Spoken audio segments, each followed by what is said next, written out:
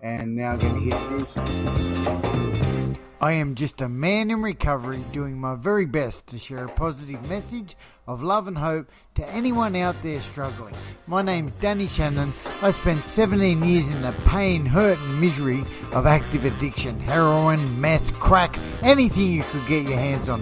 I am absolutely blessed to have found recovery on the 15th of September 2009. This is the Kick the Shit podcast. Each week, my guests and I will share our stories around the social and emotional impacts that addiction can have on both ourselves and our loved ones. Let's go! Boom. It's good to see we've got a couple of people. Welcome to the Kick the Shit podcast, Sonya Johnson. How you doing? I'm doing great. Thank you so much for having me tonight. Absolutely. Blessed to have you on here, Sonya. I've been following you for a little while on social media, and we recently became connected. And for that, I am grateful. So I'm so glad that you have chosen to come on and share a little bit of your story with us. And yeah, where are you coming live from? From Florida, Sarasota, Florida. Yes. Yeah, Sunny wow. Florida. Sunny Florida. And I know that the recovery in Florida is actually incredible. I was blessed to spend maybe a week in Miami, and I remember it was probably the most passionate recovery I've seen in all of America in the time that I was there anyway. Would you say that's true? Yes, I love it here. I mean, honestly, I'm so grateful for the recovery community in my town. And not only that, but the way that the judicial system and the recovery community kind of align together. I mean, if it wasn't for the judicial system, I wouldn't have found recovery. If it wasn't for our recovery community, the judicial system wouldn't be what it is as far as pushing people into recovery. So I'm so grateful for it all the way around. Yeah, wow, that's really interesting just to hear that too, because it's funny here in Oz, my interpretation of America and maybe even Florida is that there's no help for addicts. Like that's what I think a lot of us believe, and it's actually not the truth, is it? Mate, the thing is, Australia's got like super high. We get a lot of help, I think, if you know where to look. But I believe over there it's a little less. But from what you're saying, the system does help get you into recovery. Yeah. Well, I think it really depends on where you're from. And one thing that you just said, it really depends on if you know where to look. If you know where to Of look, course. there's help Yeah. available. But if like in the beginning, before I found recovery, I didn't know where to look. I didn't know there were treatment centers, halfway houses, or anything lined up for me. And quite frankly, I didn't believe in any of that shit anyway. So, Yeah. even if I did, I wouldn't have followed through. And that's exactly why I said that too, because my belief is that there's so much help available. Okay, but that's because I've worked in the industry probably for like over a decade, and I really do know of so many services. But if you're just a person out there who doesn't even know of, for example, the 12-step fellowships, detox, some people don't even know that there is help out there available. So because I know the services, I can tell people where to go. But if you don't know, you don't know, I guess. Mhm. Yeah. Exactly. And, the thing is, I knew of 12-step fellowships, but back then I couldn't imagine how somebody could get through the day without using drugs. So I thought all the 12-step people just figured out how to manage their addiction, right? Like they couldn't be as bad as me. Yeah, interesting. Well, look, this has got off to a really good start. This feels really, closely aligned. You and I, we're on the other sides of the world, yet we certainly experience the same kind of recovery. Actually, so like I follow a lot of people on social media, and since I've been in this space, I've heard of so many different types of recovery. I'm pretty sure you and I came from the same kind of recovery, and I'm talking 12-step fellowship stuff, but. Why don't we, before we jump into that, why don't we go back? Tell us a little bit give us a bit of an intro, and tell us a little bit about you, maybe growing up. Where did it all start for you, Sonia? So I was born here in Sarasota, Florida, and I believe that I was born an addict. Thinking back on it now, I mean, I went through some trauma in my childhood. I was sexually abused when I was a preteen, and then I lost a child in my teenage years. I got pregnant, lost a child, and then the father of that child wound up being the first person that I ever knew to overdose. And then after that, I got into an abusive relationship and stayed in that relationship for 5 years. So from the time that I was 11 until the time that I was 18, I mean, it was literally just one thing after the other for me. And, Mm, also my parents got divorced when I was younger. So the reason I kept putting myself into these situations, not the sexual abuse, but the other situations, is because I was looking for the love of a father figure, right? Now that I've done some work on myself, I know that that's what I was searching for. I was searching for something outside of myself to fill the void within me. So the thing is, when I found drugs and alcohol, I remember very vividly the first time that I used my first drug of choice. And this is why I think that I was an addict before I ever put a substance in my body. Because the first time that I used my first drug of choice, which, is it okay if I say what it is? please do, Sonia. Let's get Okay, straight to okay. it. So, when I was younger, the first thing that I ever picked up was alcohol and marijuana. Well, that wasn't my drug of choice, though. Like, I did that. I thought we were teenagers. I thought we was having fun. We were having a good time. We were partying. We're young. We're wild. We're free. Yeah, We're doing what yeah. kids do, you know. But when I was 16 years old, I did cocaine for the first time. And that was right in the middle of, well, actually, right after losing a baby. And then the father of that baby passed away. So I did cocaine for Wow. the first time. And I will never forget it. I remember everything about it. I mean, I remember Yeah. exactly where I was. I remember exactly who I was with. I remember the smells, the sounds, everything about it. I instantly Mm, fell in love. And a lot of people, it is progressive, right? Addiction is sure. progressive. But for me, when I put that first substance in my body, all I wanted was to do more. And it happened very quickly Well, from that point. Sonia, that's my story as well. But in saying that, you talked about picking up, was it pot and alcohol first? And did you feel like you're talking about that's your reaction you had to cocaine? You vividly remember how much you loved it. You could hear, taste, you could feel being there, but and you couldn't stop them. But was it like that from the minute you picked up pot and alcohol for the first time as well? In a way, yes. And the Yeah, reason yeah, that I say yes is because when I picked up pot and alcohol, I still wanted to do more. It wasn't yeah, like yeah, I just smoked a little joint on the weekend. I mean, as soon as I was younger and I started putting substances in my body, I continued putting substances in my yeah. body. Yeah, mate. Yeah, that's good, eh? Because surely, like, and you said you picked up at 14, did you? The The first pot time and the pot and alcohol. No, it was actually I was 13 years old with Yeah, pot. wow. Alcohol, I Yep. was a little bit younger, and I remember it like it was yesterday. It was July 4th. Is I found 3 joints on the ground and a pack of cigarettes out at the beach because wow. here in Florida, like, we all go out to the beach and watch the fireworks. Well, somebody Yeah, dropped 3 beautiful. joints. My lucky day, Yeah, right? yeah. So Oh, I smoked unlucky them. day. Yeah. Well, yeah, it's just and look. First of all, I think like up until then, we've never picked up a drug. So surely, from the very first time we pick up, we don't become that obsession compulsion. Like for example, I relate to when I first used heroin. Up until that point, and I was around the same age you were when you used the coke. Up until that point, I was definitely loving the pot, the alcohol, the LSD, the magic mushrooms, all the other stuff, but nothing was completely unmanageable until the day I picked up heroin, and then I just could never stop. And it's that same thing. I remember exactly where I was. I was in this dingy little flat in Cabramatta. That's where all our heroin was. There was no furniture, and the drug dealer Wok was injecting me with heroin for the first time, and I remember it vividly. Sorry to go. So but all right. But let me ask you a couple more questions. Before 11, the age of 11, you spoke about up until you took us from 11, but what about before the age of 11? Do you remember any of your childhood? Can you was I mum and dad do. around? What was the story there? Yeah, I do actually. So my parents were I was born a single or an only child. I am still an only child. My parents were together. They were married when I was born. And I was very entitled. I mean, that was like from the beginning. I thought daddy Yeah. was going to take care of me for the rest of my life. My parents taught Sunday school. It was very like cliche, like a nuclear family until I was 8. And then my dad left my mom. They got divorced, and I think from there, like that's where I started searching for the love of a father figure.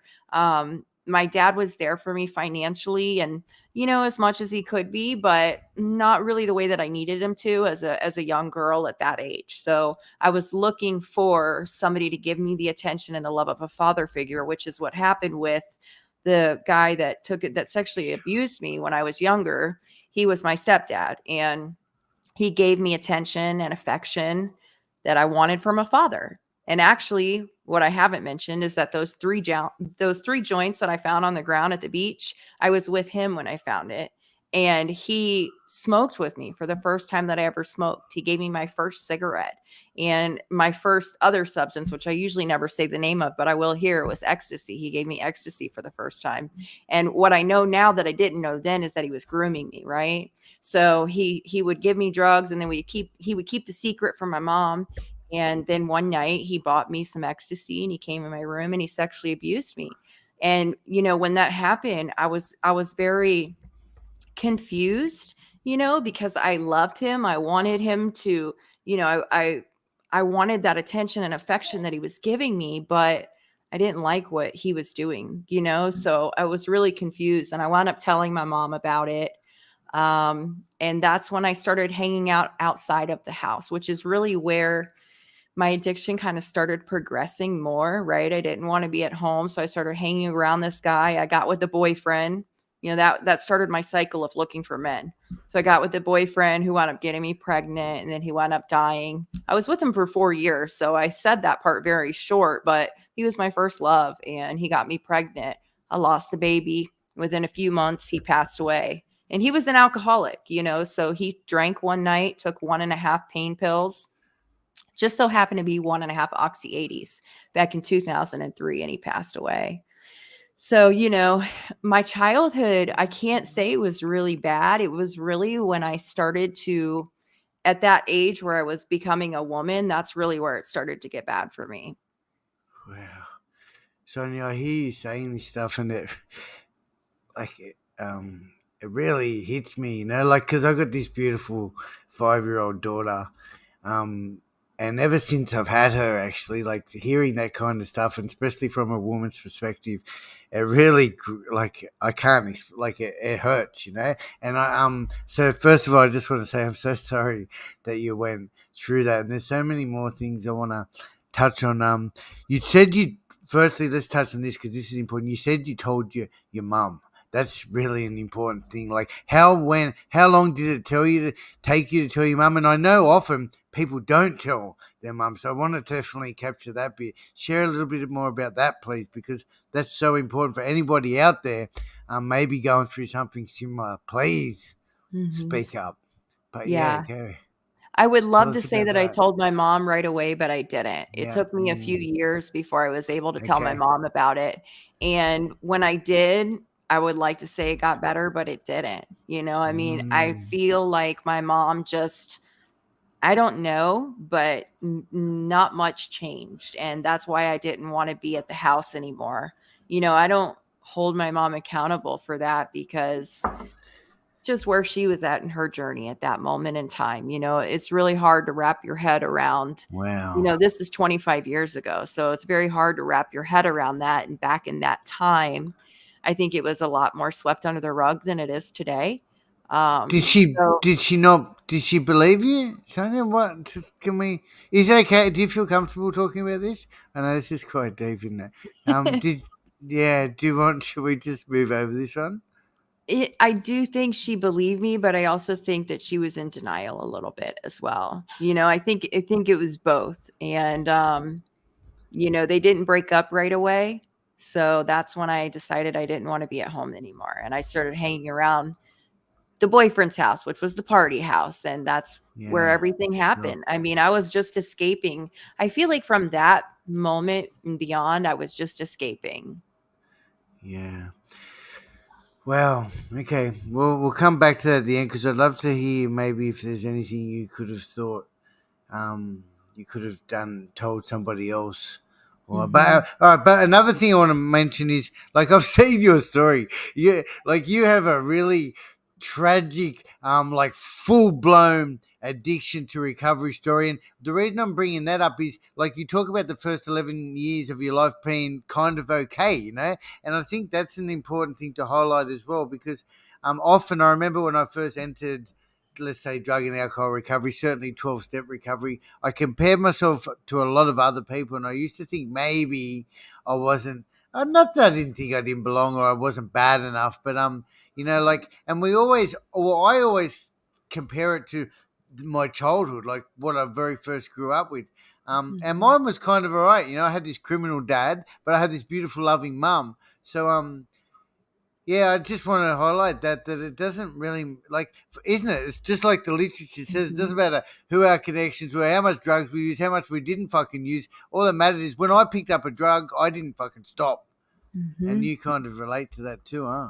Exactly. I mean, I've Mm. met hundreds, if not thousands of people that are in recovery, right? People that have been through Yeah, yeah, addiction. yeah. And I've heard everything from, I mean, brutally beaten and SA'd, if you know what that stands for, like sexually abused over and over again in childhood and all kinds of things, to somebody that didn't start using until they were 35, Yeah, or yeah. they were a doctor or a lawyer and they fell into addiction late. I mean, it doesn't matter when you start, what happened along the way. What matters is, like you said, when you put a drug in your body, you can't stop using, and that inability to stop leads you to unmanageability.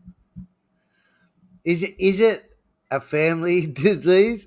So just Yeah. someone asked me last night, is it genetic? Do you I believe believe it is? so. Yeah? I do Yeah. believe that in that, and honestly, that's why I'm so honest with my kids about it, because what I Yeah. didn't know back then, back in my younger years, is that addiction ran in my family. I didn't know that, but every single person in my family had alcoholism or addiction. They just weren't as bad as me, okay? But I didn't know that that ran in my family. I didn't know that I was predisposed to it, so that's why I'm honest with my kids, because it is genetics, but that's only a piece of it. I mean, there's other Yeah, pieces. it There's is. environmental Yeah. factors. there's Yeah, there's for sure. choices, right? We have choices that we make. If we continue to use, then addiction is a possibility. I also believe that the onset of when we start using has a factor in it. Maybe Mm. economic, like our what is that called, like the money that we have, or the places that we grew up. I think that plays a factor as well. Socioeconomic, yeah. Yes, thank you. Yeah, yeah. No, I don't know how I even know that, but hey, but and someone asked me this last night, and I just want to touch on this too. Like, at the end of the day, it doesn't matter, does it, where the fuck it came from? Like, it doesn't matter for me because the fact is, like you said, when I picked it up, I just didn't stop. Mhm. And we can blame, like, and blaming doesn't help, does it? Like blaming it on our childhood or our socioeconomical status or our environment didn't help me anyway. No, it didn't Yeah. help me either. I tried that for many years and it didn't do nothing but leave me further in the hole. My poor first girlfriend, she copped the blame for years. Actually, bless you, Rachel. Like, I'm pretty sure I blamed it on her because we broke up. Like, just anyway. All right, cool. Wow. So much to talk about. Okay, so you picked up Coke at 16, and that was the beginning of the end. Well, that's the way I describe it for me.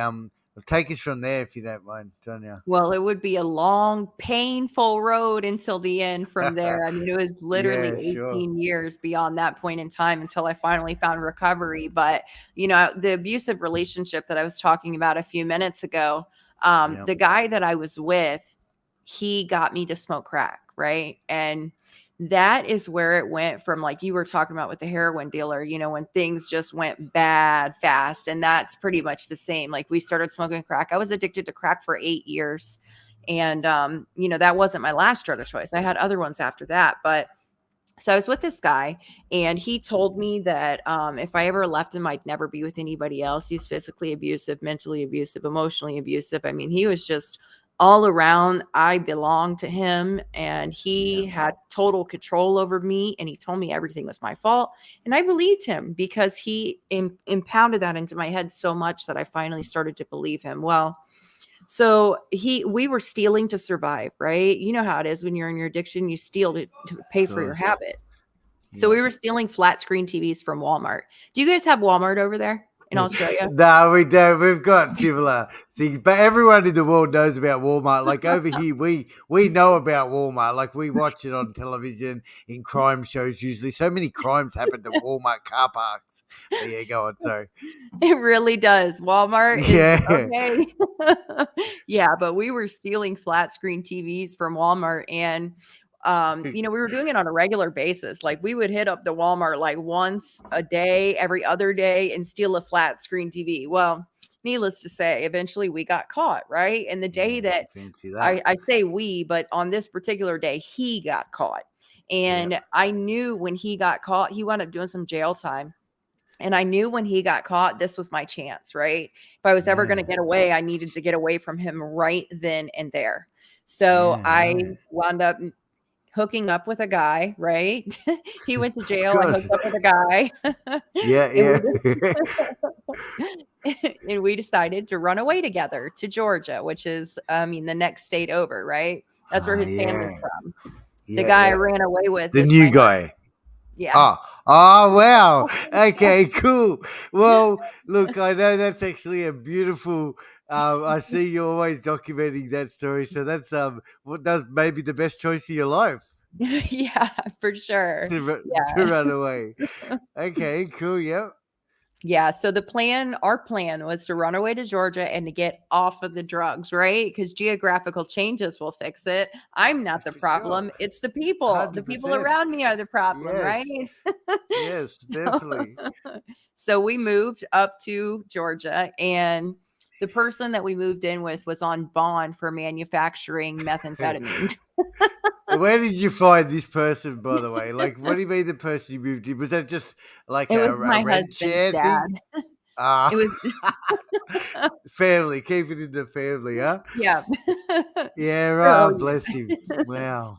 needless to say, we did not stop using drugs. We just No. substituted and decided to start doing a different drug. Well, so we were up there for about a year and I Yep. got pregnant, right? And I didn't want to lose this baby because I had previously lost a baby before. So Mm. I was already dependent on another drug by that point in time. And I was taking like pain pills back then too. Like that period of my life had already started. I just hadn't really gotten serious in them, but I would pop like Lortabs and stuff. But so the plan was, right? I got pregnant. I wanted to keep the baby. So my plan was to go back to Florida to detox and to get through this pregnancy so that I could have a successful pregnancy so my son wouldn't be affected by the drugs, right? So I did that and I wound up having my firstborn son in 2008. Then in 2009 we got married and then in 2010 I had my second-born son. And I thought this will fix me. I'm going to get married and I'm going to live happily ever after, right? Because that's what we see in Disney movies like Cinderella, my knight in shining armor came in, married me, and now everything's going to be wonderful. But that wasn't really the case because the problem that I had is that, I had my kids and I was stay-at-home mom and my husband worked really hard to provide for us. But Bless him. I didn't deal with me. I didn't deal with the Yeah, stuff sure. that was inside of me.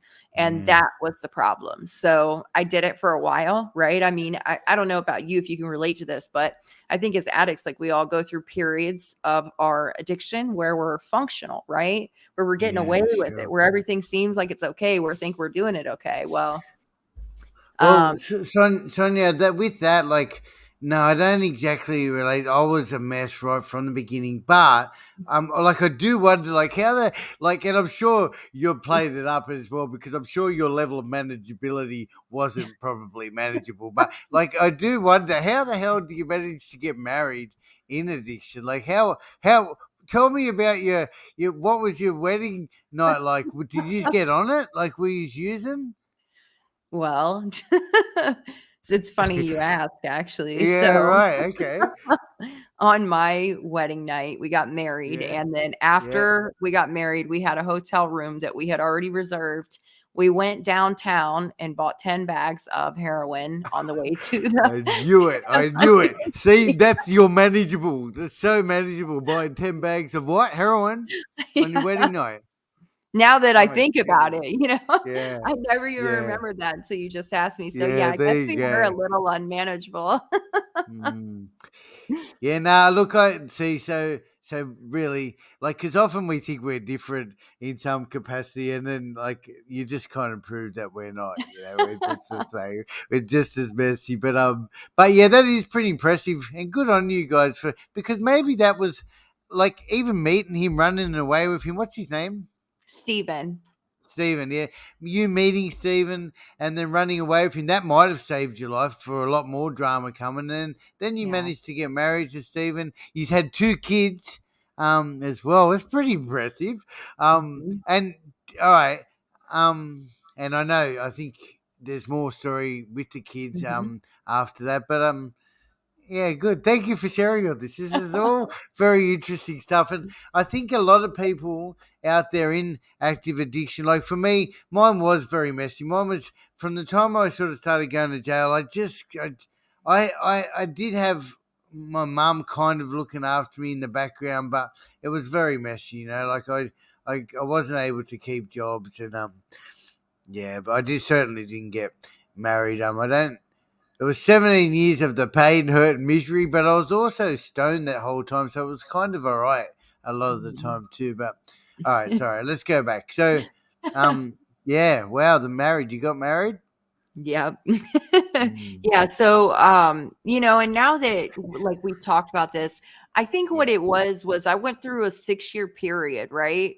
Where there wasn't any consequences. I was staying at home and we Oh were yeah. we were managing our unmanageability. Okay. So what I mean Yeah. by that Yeah. is like we would get fronts on Friday or we would pay back our debts Friday, make it through the week until Friday. We had the bills paid and stuff, but we were living for the next one even back then. And then I Yeah. wound up eventually doing a methadone program. Yeah. Okay, So me too. you did. Yeah, 13 years. Yeah. 13 years I was stuck on the methadone. Yeah, talk to me about Yeah, I mean, this is the thing. When I got on the methadone program, my goal was not to stop using drugs. that. My Yes. my goal was to get high. I mean, I'm just being real with Yeah. you. That's what my goal was. I Yeah. didn't want to be sick Yeah. and I wanted to be high. And in the beginning, Yes. it worked really, really well. I mean, Yeah. they took me all the way up to 185 milligrams. I was high the whole Wow. way. That's a big drink, guys. Yes, it is. Um, Sonia, they told me that if I got on the methadone, I'd have a better quality of life. And I literally got on the methadone because I kept going to jail and I wanted to stop hanging out in jail. And I knew I had plenty more to come. So I thought I'm going to get on the methadone. So similar sort of reasons Mhm. to you. But okay, so you're high. That's a very big dose, 185. I never got up that high. You would have been bloused 24/7 on that. Well, and in the beginning I was, Yeah, in right? the beginning. Yeah, yeah. But eventually, no matter what you do, if you keep doing it, it doesn't work anymore. So, I Exactly. did it for years I felt like I was trapped. And listen, like I'm not against that, but for me, I wasn't in the headspace to want it to help my life. I wanted to use it like an addict uses anything, right? So, Yeah, anyways, of so course. I was on it for a few years. I wasn't really, I mean, I guess I was stable. I guess you could say it was stable, but I wasn't enjoying it anymore. I was just kind of Yeah. trapped in it. So I came back here about 6 years into being there. I came back here for a visit to my mom. And I ran into a friend of mine who had my original drug of choice. She had cocaine, right? I Cocaine, did a yeah. little cocaine with her because I hadn't been doing the cocaine. Like I say that I was manageable. We were doing pain pills, right? That's what we were doing back Yeah. then until I got on the methadone. Yeah. But I Yeah. wasn't Yeah. doing stimulants. So I wasn't doing Yeah. meth and Yeah. I wasn't doing cocaine for a little stint of years. So when I came back here and I did stimulants, I'm like, oh hell no, we got to go home. I couldn't get any. That's why I wasn't doing it because I couldn't get it. But anyways, so I told my husband, I'm like, well, I miss my family. I want to go home. So we wound up packing up the kids, moving back down here to my mom's house, and we got a little apartment. I mean, we moved, and as soon as I got back, it was like off to the races for me. I would go pick up cocaine on the way to work. I worked at the paper route where I would throw papers overnight. So anybody who, like, is using a stimulant is gonna be up all night already anyway, so it's Yeah, it's a job. bonus for Yeah, and all the sure. cops knew my car, so it was golden. Hey, Sonia, just on that, when you talk cocaine, you're talking about crack, aren't you? Is it? No, I No. always preferred to snort cocaine. I mean, even Oh when I was yeah. doing Okay. crack, I There you always go. preferred to snort it, but I Yeah. mean, whatever was available is what I was gonna do. Yep. Okay. Yep. Sure. So yeah, working hard, managing. Working hard, doing nothing pretty much. Like, Yeah. be driving Yeah. 5 miles an hour, like looking around, making sure that nobody's looking at me, trying to throw papers, making a big mess. And yeah. But anyways, I managed to do it for a few months, right? And I would go pick up some on my way to work. I would go to work and then I pick up more on my way home. And then I would come home, get the kids up for school, take the kids to school, and play Susie homemaker for the rest of the day, right? Like I was trying to live a Yeah. double life. My husband didn't know I was using cocaine. Oh So wow. yeah, well, Stephen didn't know you were using the coke. How it's no. sneak? Yeah, that's okay. That's pretty normal too, isn't it? And Yeah. methadone. So how long did you stay on the methadone for? So I was still on methadone at that point in time, and Yeah. like Yeah. a grand total, I stayed on methadone for 8 years, but then I Yeah. would like get on it for a few years and then get Yeah. off a bit, not taper Yeah. off, like go off cold turkey. And then I got Yeah. back on it again one time for about 3 years after that. So it's like 5 years and then 3 years. But um yeah, what was it? So the cocaine. Yeah. Yeah, cool. What? Look, I mean, we could look. Your story is so familiar to me. It's almost like my stories. But what about? Why don't we before we move on? Because I want to hear definitely about how you found recovery and how sober are you? Clean and sober are you, Sonia? July 1st, 2019. So I have a little over 3.5 years. I got, what is that? Yeah.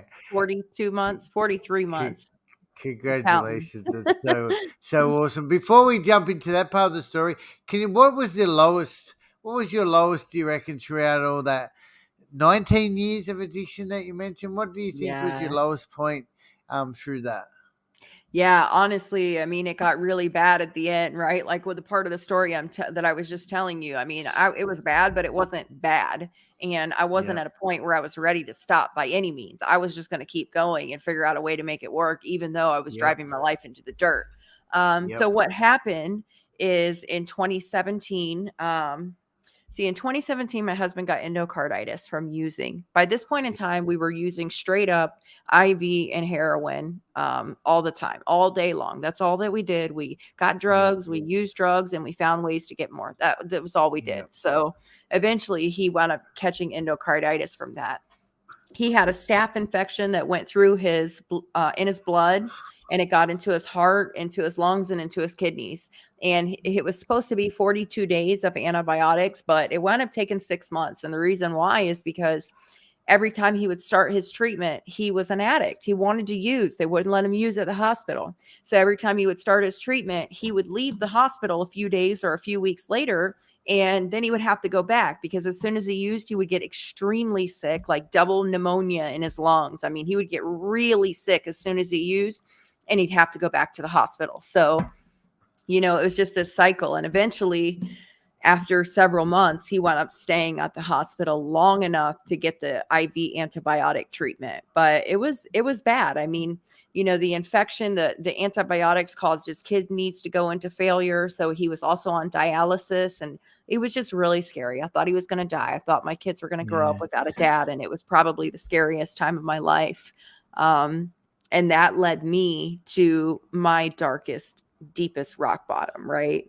Yep. I mean, Yep. I Yep. lived in the rock bottom for a long time, but after he got sick, he wound up getting out of the hospital, and within days he was arrested for stealing from Walmart. Bless you. With a Damn television Walmart. in the trolley, just to let people know when you're knocking off the tellies, you're just chucking a telly in the trolley and walking straight out the door. That's how you do it, is it? Yeah. Yes. And you just act like, yeah, thank you very much. Cheers, You bye. walk out Yeah, with so confidence like you're supposed to yes, be there. confidence. You got to own that shit. Yeah. Okay. Yep. Sure. You're just Yeah. about to lead us to your Yeah. rock bottom.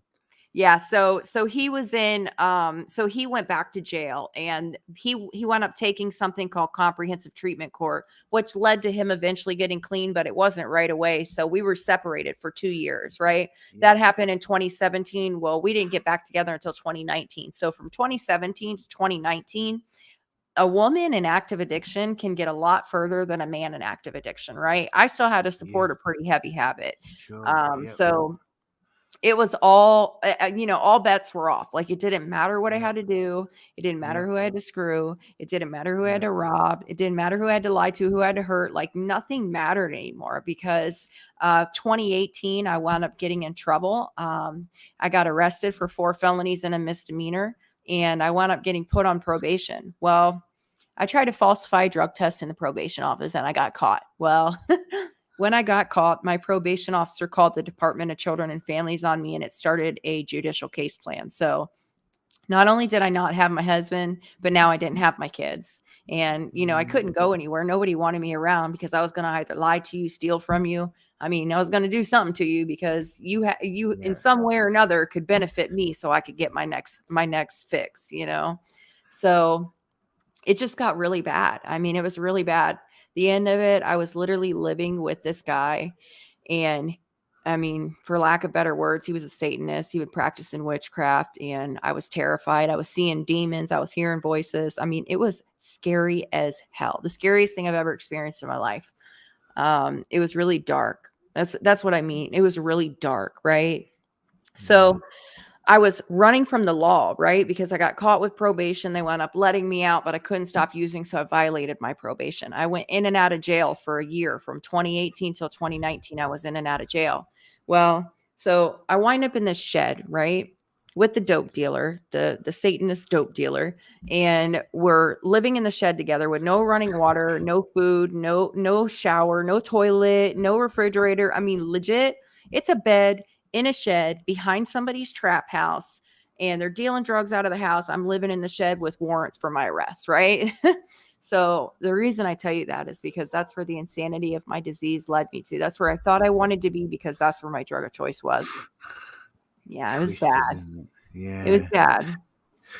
Ah, yeah, I relate. I know. I used to live in this squat, and it was right in the middle of Bankstown, which is there was a lot of trouble going on around there. But I used to be stoned at say 6 a.m. in the morning, just after getting on from our morning um deal, and I used to watch people walking on their way to work, sitting. So I'd be sitting on the couch at the front, and I'd watch people walking on their way to work in their business suits, and I used to think, you poor people. Look at Mhm. you. And here I am stoned high on heroin, glowing because I've just had a big hit. And I just remember thinking, watching these people, thinking, you poor people. Mhm. What's wrong with Mhm. it? Like, how delusional we are in those times. Wow. Yeah, I used to feel the same way, but instead of thinking you poor people, I would think, how the hell do you guys do that? Yeah. Yeah, yeah. Well, it didn't even look appealing. Like, yeah, to me anyway. All right. Well, thank you for sharing your carnage. Mhm. Sonia, the name of the podcast is "Kick the Shit" podcast. How did you kick the shit, Sonia, to get yourself to where you are now? Well, so I was living in the shed, right, in the trap house. Well, actually behind the trap house in the backyard of the trap house. Had warrants Yeah, for my arrest, and my yeah. mom found out where I was located at. She had my kids. Thankfully, she Good was old able to mum. keep my kids during all that time. Me She found too. out where I was located at, and here in Florida, we have this thing called Crime Stoppers. I don't know if you have something like Yeah, that here. we've watched that television show. There's a television show in America that we watch. Anyway, go. Yep. Yep, she turned me into Crime Stoppers. Bless her. Yep. Yeah, I'm glad she did now. She actually got paid Yeah. $280 to turn me into Crime Stoppers, and she said, "It's about damn time your crime paid me back." Yeah. Ah, that's gold. Yeah, Well, so okay. And so then what happened? What? So, all right. So what? You're in jail now. so yeah, I get arrested and I'm sitting in jail, and I go to this part of the jail called medical, right? That's where they take all the Yeah. people to detox, throw up, shit. They're all in this like glass Ah, fish bowl yeah, is what it looks like. It's not even yeah, a fish bowl, it's ugh, like a fish tank, yeah, right? yeah, You're in yeah, there with yeah. like 12 other women. They're all going through detox. You're going through detox. It's the worst feeling ever. The phone is like attached to the wall, but there's no like actual thing. So you can't call people because, anyways, it was awful. Right. And by that point in time, I was so spiritually like just broken and bankrupt. I'd been living with this really dark person. I wasn't allowed to be around my kids. I wasn't with my husband anymore. I mean, my whole life had fallen apart. I had this case plan looming over me. I had been in and out of jail enough times. So this time I was looking at going to prison. So I was really broken. I was just done. I don't know if I thought that I was going to stay clean, but I knew that I was tired of living that way. And I knew that I didn't want to be that person anymore. Right. I really had to sit in my shit. And I'm glad that I had to sit in my shit because it helped me to kick the shit. But I'm sorry, I just thought of that. But no, Good stuff. I love it. I love it. I love it. but that was my gift of desperation, and I really needed that Yeah. gift of desperation to have the willingness to want to do something different. So anyway, so I go up to this like general population and I asked to go into this pod called the recovery pod. This is Wow. where the judicial system ties me into Yeah. recovery where I'm from, right? Incredible. Yeah, it's really cool. So I go to the recovery Yeah. pod. Things are a little different in there, right? If you're going to be in the recovery pod, like you got to follow all the rules. You got to be quiet. You Yeah. can't run your mouth. You Yeah. can't get in no fights. You Yes. got to make your bed. You got to be up for count. I mean, you got to be on your P's and Q's, but also you have to go to 4 meetings a day and you have to participate, right? If you miss a meeting, you're out of the pod. So I Wow. started going to these meetings and these women came in and they're like, I've been in your shoes before. I lost my kids. I got my kids back. I'm a convicted felon, but I got a job. I was an inmate in the jail, but now I'm free. I'm happy, joyous, and free.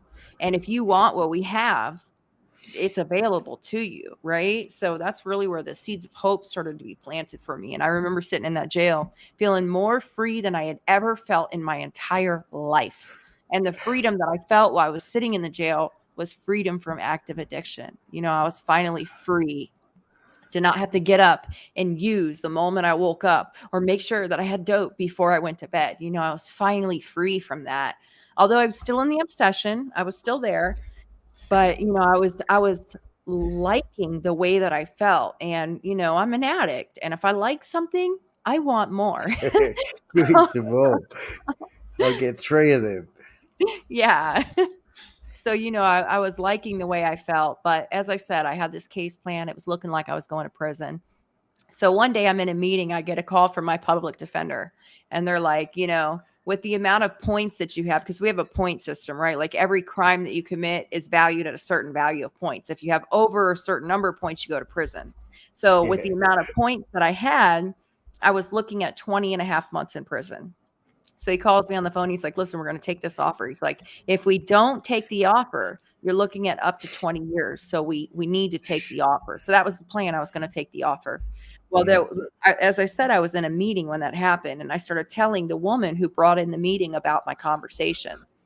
So if I took the offer, that would mean that not only would I go to prison, but I was going to lose custody of my kids because I only had a short amount of time to be able to win custody back. You get a 12-month time frame here. So Is that anyway, right?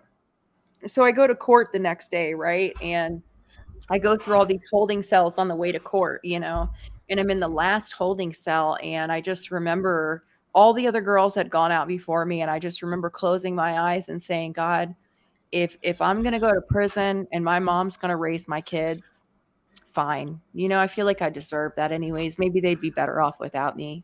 But if there's another way, if there's another way of life and this recovery stuff that they've been telling me is true and it's for me, then I surrender to that right now. And I walked into the courtroom and the lady that brought in the meeting from the day before was in the courtroom, and she had got me accepted into treatment overnight. She was on the board at a treatment center in my area. So she got me accepted into this treatment center. So not only does this mean that I don't have to go to prison, but I can also have the opportunity to work on my case plan and get my kids back, right? So now I'm experiencing joy and freedom, and I'm got this chance. And when I tell you that I did everything that they told me to do. I mean, take the suggestions, like, do what you have to do. I did it all. The moment I got there, like, I did all the things they taught me. I got a sponsor. I went to meetings. I did step work. I did the next right thing. I didn't pick up one day at a time. I talked about my feelings. I took suggestions. I did everything that they told me to do because I wanted what they had. And, that's Mm. just my path. That's what worked for me. But the treatment center, right? While I was in treatment, my husband gets out of treatment. Okay. And he comes to the treatment center and he's like, Sonya, he's like, I just want to be a family. Steven's back, eh? Yeah, Steven's back. Sick. Okay. Yeah, cool. It's so good to hear. Yeah, go. Yeah. So he comes to the treatment center and he's like, Sonya, he's like, I don't care what's happened in the past. He's like, I just want to be a family. I just want to bring our kids Oh, home. And I wanted wow. that more than anything in the world, right? But I thought I had burned those bridges. Like I was legit living with another dude. So we Yeah. decided we were going to put the past behind us and make it work. However, we decided that if we were going to be able to do that, that we had to work on ourselves for a while first because we couldn't fix each other. Like we had to fix ourselves before we were able to come back together. So Yeah. I wound up finishing that treatment center. And that was the very first thing in my life that I ever successfully completed. I didn't finish high school, couldn't hold a job, couldn't get a driver's Congratulations. license, couldn't keep an Yeah, yeah. apartment, couldn't keep tags Yeah. on my car. I mean, nothing. But that gave me the confidence to do the next thing, right? So I got a job. I went to a halfway house like they suggested that I do. I stayed Yeah. there. I got Yeah. connected. I did all the Yeah. things. But February 14th, Valentine's Day actually of 2020, my husband and I moved back in together. And 2 No. months later, we got to bring the kids home. And that's after, yeah, I Oh, kind of missed this little piece of my story, but that was 6 years that my kids weren't home with me. And I finally yeah. got to bring them home after 6 years. So yeah. So wonderful. Far out. Yeah. That's what, and that's almost it's almost the 14th of February again now, so it's like you're coming up to a little anniversary coming Yep. up soon. That's amazing.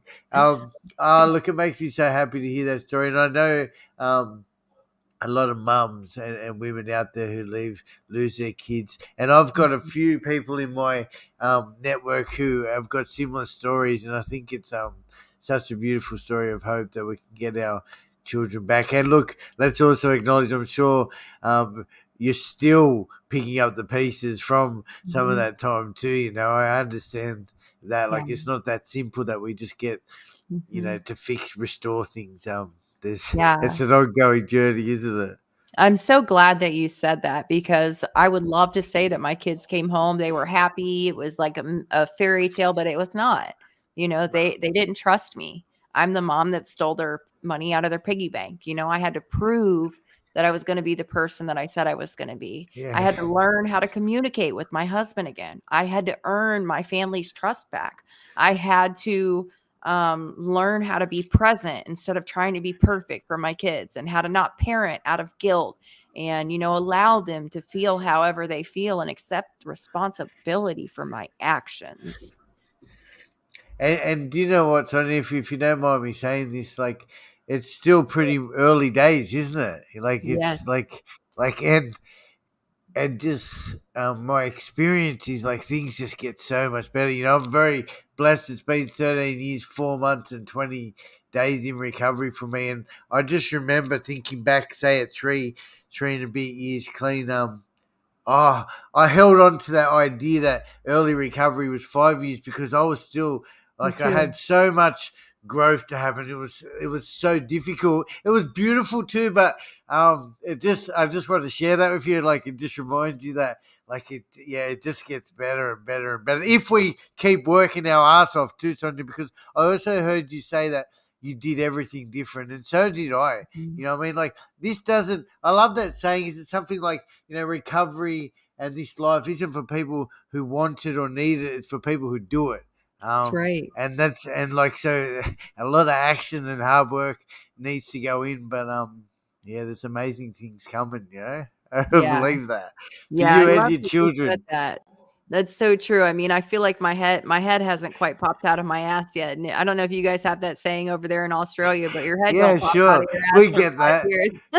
Yeah, okay, yeah. And look, for me, a lot of people hear that and they go, oh, fuck that. Well, I got to wait 5 years. But for me, I thought, oh, wow, I've still got another year and a half Right. before that even happens. I've still, it give time, gave me an Mhm. opportunity just to sort of hold on because, like also there's that one about have a slow recovery. People used to say that and think, you know, go away, tell me to have a slow recovery. But now I think back, like I'm now 13 and a half years older. I like and I wouldn't change a single thing, but yeah, I think you're on the right path with that thinking. Mhm. Yeah. All right, so there's so excitingly even more, and I don't know.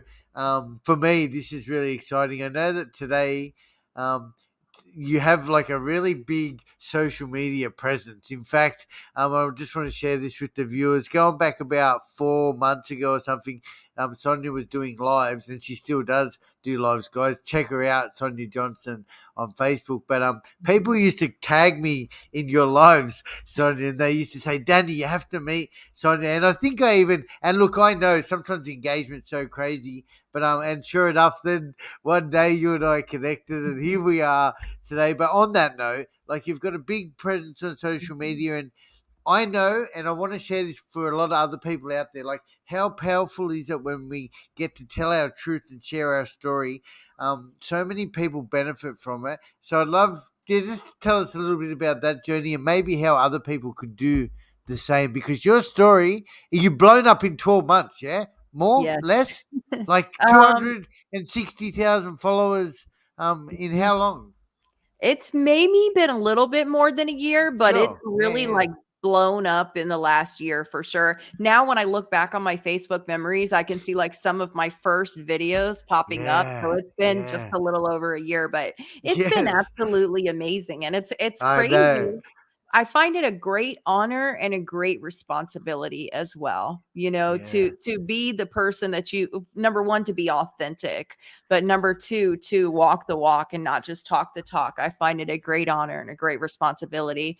And I feel that there are so many people out there that would benefit from hearing stories. I mean, it's not just my story. Like, we need to hear everybody's story because it doesn't matter who you are or where you came from, your story can help somebody else no matter what it is. It doesn't even have to be addiction, like whatever it is that you've been through, that story can change somebody's life. And I hope that by us sharing our story and our truth and our recovery out there, it will inspire people to do that because I'm here to stomp out the stigma and to show people that recovery is possible, and you don't have to be ashamed of your story. It might just be your superpower.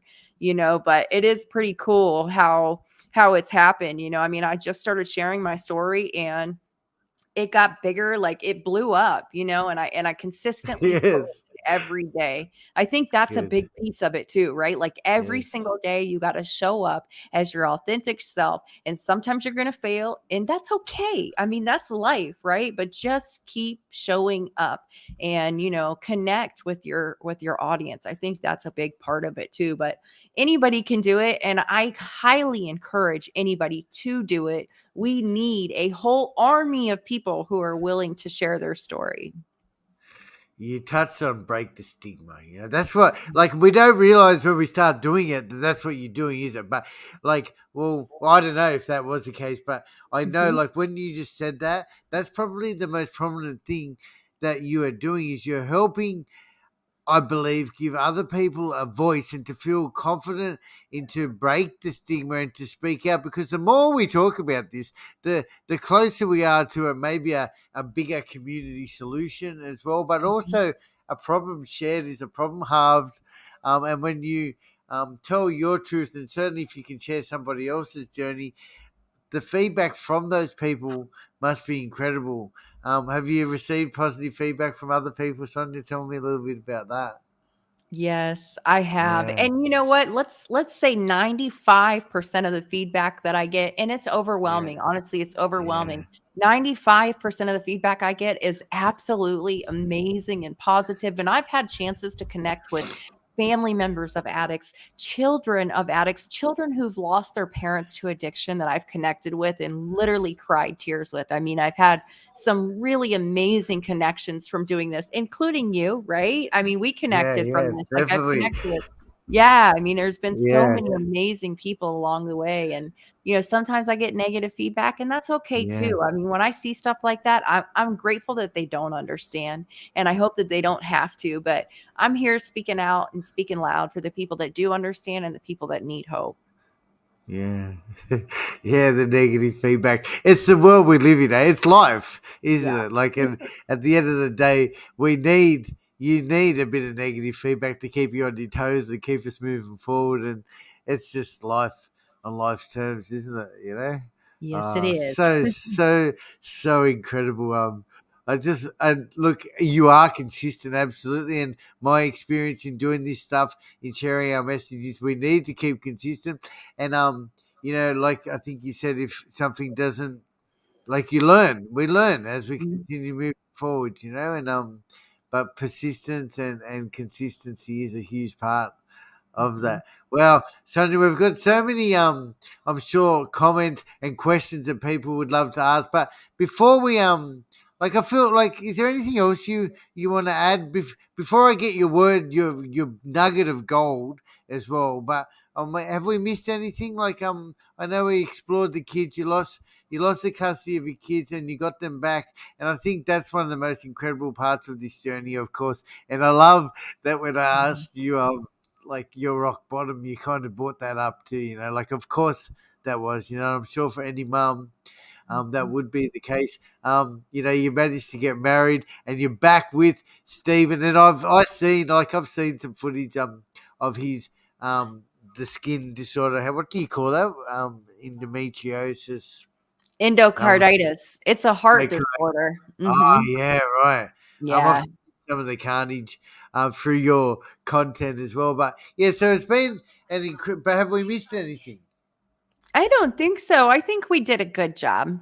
And anything that you don't see, come check out on social media. You'll find it there. Of course. Yeah, so before we get you to drop or where people can find you, any last words of, like, what is there anything you could like to share with our viewers? Something that you've found significant along your journey. Yes. Maybe there's somebody out there who's early in their recovery. Maybe they're in addiction. Maybe they've lost their children. I don't know. Maybe you're just going through a hard time.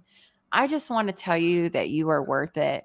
I didn't think that I was worthy of recovery. I thought my kids would be better off without me, that I didn't deserve them. And all of those things were lies. Those were lies that the disease told me to try to oppress me from being able to see my worth and to reach my calling. So, if you feel like you're not good enough or you're not worthy enough, I just encourage you to believe that I believe that you are worthy, and to believe in yourself, and just keep moving forward one day at a time. Don't use no matter what, and give yourself a chance. Yes, so wonderful. I love, and one of my biggest bits of feedback is always just like to be brave and have some courage and move forward. And it's always a reflection of everybody else's feedback too. It's basically what you're saying there. You are worth it, and Mhm. yeah, don't let the negativity get to us, because negativity is good. It helps me be a stronger person as well. Sonia, what about where can people contact you? What do you do today? And if you'd like to share any stuff like that where people could reach out to you? I mean, I think everybody knows, but this is for the sake, because like she's everywhere. But yeah, what about that? So I'm on Facebook, TikTok, Instagram, and YouTube. And Yeah, I'm probably easiest to find on Facebook. It's just Sonya Johnson. And I have a link tree that will connect you to all of my socials. I hope that you come follow me on there. You can message me from there. I try to get to every message. Sometimes I try my best. So just message me. If I don't answer, message me back. That'll work. So yeah, that's so wonderful. So, and just so people know, I'm sure like you probably receive 50, 60, 70 messages a I day. do. Um, and, Mhm. and it is really hard, isn't it? And even in content, like say you post something, sometimes they blow up and there's thousands of comments or hundreds of comments. It's almost impossible to get back. And I just want to, yeah, I'm sure it must be a difficult thing, but we do our best, eh? So Mhm. now, guys, everybody, thank you so much for listening to another episode of the Kick the Shit podcast with Sonya Johnson. Sonya, before we just jump and take some questions, I just want to say thank you Oh, again. thank you. I appreciate you having me. You're a legend. All right, and guys, so what I'm going to do now, and Sonia, have you got 20 minutes? Maybe we'll I see. do. Yeah, of course. There's a lot of questions. What I'd love to do is start popping some questions up on screen. And what I'll do is I'll read it out the question. So guys, if anyone's got any questions, please feel free to ask. Danielle, could you? What's this one? Um, oh, hey Danielle, could you send me the link to follow her? So Danielle, and for anybody out there, just look up Sonya Johnson on Facebook. She'll come up, I'm sure, number one. Yeah. Would you say You can that's Google my name too. You'll find me on Google. It's Sonya Johnson. cool? Cool. Darren says that's awesome. She's going to be the new rock star of my recovery. Mine too, Darren. I love it. Um, okay, let's go back and see if there's any questions through here. Oh, we got sober is cool on I was here. just looking Hey, at hey, that. Brad, Sonny is a true miracle. So proud of you, my friend. Yeah, my plan is always to try and get some questions at the end, but I guess there's been so many comments throughout. Um, I don't know if anyone has any exact questions. Maybe I can just go through and read some of the comments out. That's the one thing about doing it this way is like we can have a chance to sort of Mhm. pop up some of the questions at the end. I'm watching and I'm really looking forward to this. Hey Kim, I'm watching and really looking forward to this because of my own recovery. Congratulations, Yes. Kim. Congratulations, Kim. That's awesome. Okay, let's see if there's any come through. It's a new comment here. I Okay. see it. What a story! What a strong lady! Hey, Linda. Hey, Linda. Everyone who's coming from my page and from Sonia's page, we really do appreciate the support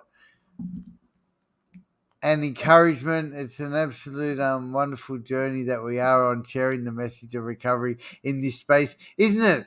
Isn't it, Sonia? Isn't it like so incredible? Like I know you touched on like how honored you feel, like Mhm. and like yeah, it's I think we're very lucky to have I found this agree. space, you know? And Yeah. that's why I want to encourage other people to do it because I think Mhm. so many people are just scared.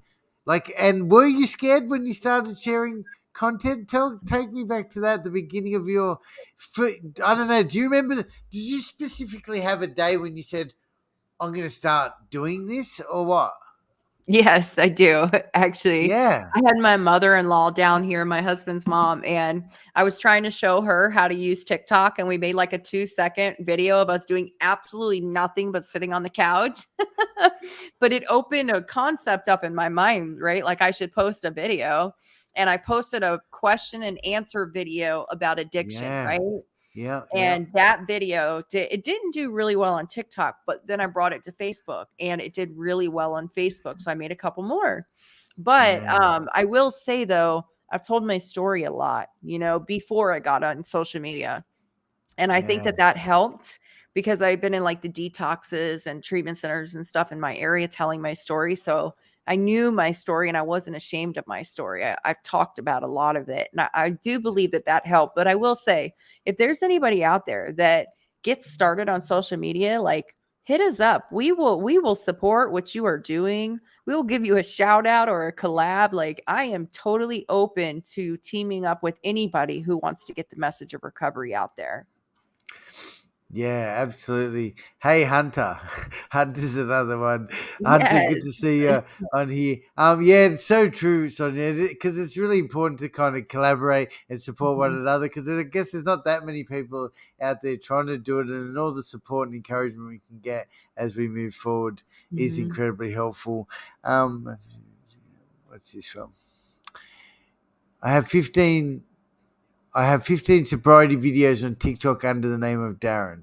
My question is, how do I get them on other platforms that you that are useful in recovery. Good point, Darren. It's Mhm. actually not something that I think about. Like I don't. Yeah, I don't actually post on other recovery stories, but I know it can be very beneficial. So, do you do any of that?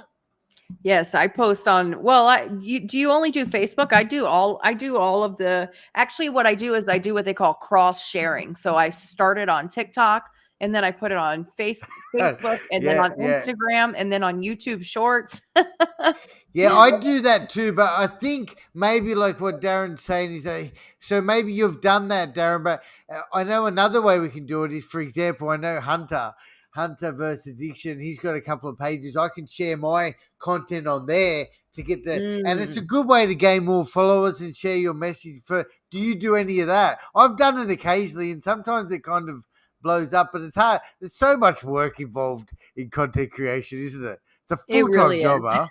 Oh my It really god. is. And I just recently started like a full-time job, so it's been like I've Oh been really yes. trying to find balance, but I've been doing better. But it really is. I mean, it's at least like a part-time job, and that's only because I've cut down the amount of content I put out. But that's a really good idea though, Danny. You're right about that because you can share it to like, let's say that you post content about, well, I'm just going to use an example. My friend posts content about raccoons, right? Because she has a pet raccoon. So she searches Facebook pages Yeah. that are Yeah. like all raccoon pages and she Yeah. posts her raccoon content in all of those pages. So, I mean, if Yeah, there you're you go. posting Yeah. recovery content, go to any recovery page and drop your reel in there. Well, that's so right. So what I would say on that is, Darren, anyone out there wanting to get involved, it sounds like Darren is doing some recovery stuff too. I'd also definitely love to give a shout out to this dude. Sober is cool. You definitely want to follow him. You could Yes. probably post somewhere in some of Sober Brad's Mhm. content. And then another creator that we've got here, and I feel very honored to have all these people on the show is this guy. Hunter Yes. Michael Shepherd. He's also got a couple of pages going that you could possibly share your content on there as well, Darren. And I'm sure there's many more. If anybody else has got any groups that they suggest we follow, please let us know. Yeah, Let I me just think see what this Hunter's comment got is. a group page called Hunter versus Addiction, and then Addiction, Sober yes. is Cool has a group page. I think it's called Sober Motivation. Is either way, people can post into the group. So just look them up, Yes. and you could post the videos into those groups. Yeah, these guys have got groups like with 50,000, 200,000 followers, and that's a great way to yeah, get Mhm. your stuff out there. I just wanted to highlight this comment for you, Sonia. You are such a Oh, pillar of sobriety, Sonia. I'm so proud of you, and you have a huge inspiration to me and my roommate. I went back to school due to you and Jamie, and all oh, I'm in my apartment now. Isn't that yeah? That kind of feedback's so beautiful, isn't it? Like, isn't yes. it crazy? Like, how is it even possible? We're just out here telling the truth, and then you get comments like that. Mhm. Yep. What about this one, Kim? I'm so proud of both Sonia and Danny. Thank you both for your story. You're very welcome, Kim. Oh, I love that. That's what makes it to me like that's what makes me able to push past the negative comments and to show up every single day, even when I don't want to, is because of comments and people like that, right? Not It's comments, true. but the You people it behind the comment, you know? we have no right to stop. Yeah. If Right, when you get comments like that, the haters or the negativity, you got no right to stop. Here, look, here's right. another group. This is Brad again. I think this is just I another thought it form was of Brad too. I keep trying it to is. figure out, is that Brad? Okay. Yeah, it is. That's another one of his groups. Sobriety motivation. I believe it is. I could be wrong. Bless you if I'm wrong, whoever that is. We've got a new comment come through at the bottom. Oh yeah, you're welcome, Darren. All right, Sonia, it's been an absolute pleasure. You are a legend. Thank you so much for coming on and sharing your journey. It felt like we connect really well, you and I. Yeah, I we love that. do. We should do Yeah, this again soon. I'm gonna hit yeah, you we up to should. come share your story Yeah, now. yes, yeah, let's do it. All right, guys, Okay. thanks so much. You can check out the Kick the Shit podcast on all your favorite podcasting platforms.